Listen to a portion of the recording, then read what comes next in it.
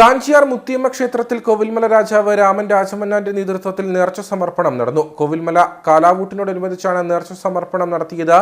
ആദിവാസി കൂത്തും ക്ഷേത്രാങ്കണത്തിൽ നടന്നു.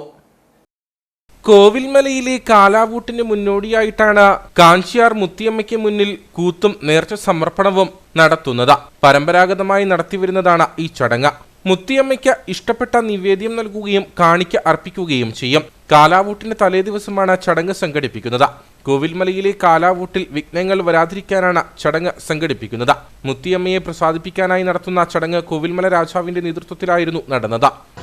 ദേവിക്ക് ഇഷ്ടപ്പെട്ട നിവേദ്യം ഞങ്ങൾ ഇവിടെ വന്ന് സമർപ്പിക്കുകയും അത് സമർപ്പിച്ച് നൽകുകയും പ്രാർത്ഥിക്കുകയെല്ലാം ചെയ്തിരുന്നു.